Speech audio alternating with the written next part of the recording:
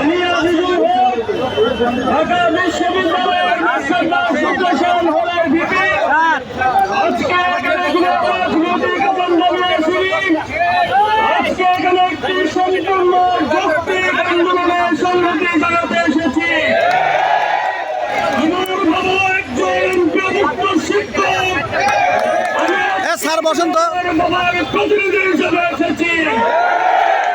সম্মানিত শিক্ষক সমাজ, আজকে এই মুহূর্তে আপনাদের শ্রেণীকক্ষে থাকার কথা, কিন্তু আজকে ঢাকার কেন্দ্রীয় শহীদ মিনারে এত মিছিল, এত অনশন, এত প্রতিবাদ কেন?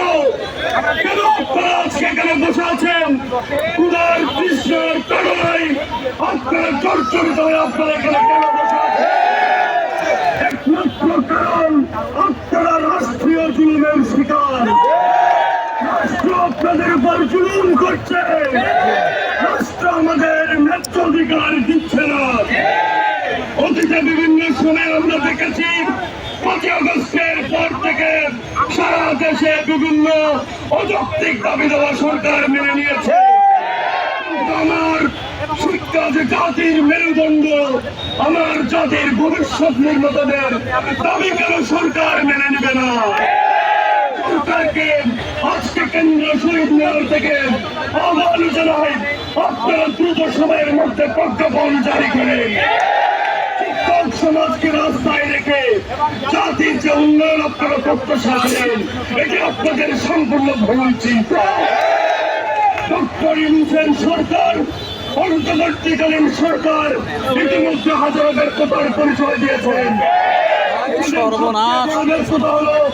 5 তারিখের পরে আপনারা দেশ গঠনের জন্য সারা দেশের মানুষের যে অব্যাহত সাপোর্ট পেয়েছেন, আপনারা অনেকগুলো সংস্কার কমিশন গঠন করেছেন, কিন্তু আপনারা কি শিক্ষা সংস্কার কমিশন গঠন করেছেন?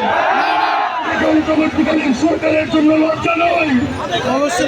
দেশের পৃথিবীতে শিক্ষার মানকে উন্নয়ন করার জন্য সারা বিশ্বে কাজ করা যাচ্ছে, কিন্তু আজকে সামান্য বিশ্ব শিক্ষক দিবসে আমাদের শিক্ষকদের মেডিকেল 500 টাকা বাড়িয়েছে। এটা সামগ্রিক ভাবে জাতি হিসেবে আমাদের সবার জন্য অনেক বেশি লজ্জা। আজকে শহীদ মিনার থেকে স্পষ্টভাবে বলে দিতে চাই, আমাদের যে সম্মানিত প্রযুক্ত শিক্ষক আমার বাবা সহ যারা আছেন, তারা সরকারি শিক্ষকদের সমান সিলেবাস পাঠদান করিয়ে থাকেন, সমানভাবে পরিশ্রম করে থাকেন, কিন্তু সুযোগ সুবিধার পার্থক্য আকাশ আর পাতাল। আমরা মানি না। আজকে বাংলাদেশের শিক্ষক সমাজের পাশে তাদের সন্তানরা, তাদের ছাত্ররা শিক্ষকদের সাথে আছে, বিশ্ববিদ্যালয়ের শিক্ষার্থীরা আপনাদের সাথে আছে, বাংলাদেশের ছাত্র জনতা আপনাদের সাথে আছে। আমরা তাদের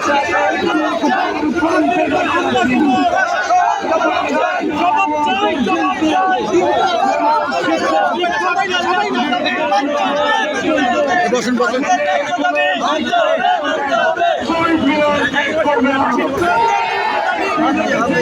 আমার বাবা সহ সবাই মিলে যে কর্মবিরতি পালন করছে, সেই কর্মবিরতি অব্যাহতভাবে চলতেই থাকবে। জারি করতেই হবে। ইনকিলাবি জিন্দাবাদ। বাংলাদেশের শিক্ষক সমাজ জিন্দাবাদ।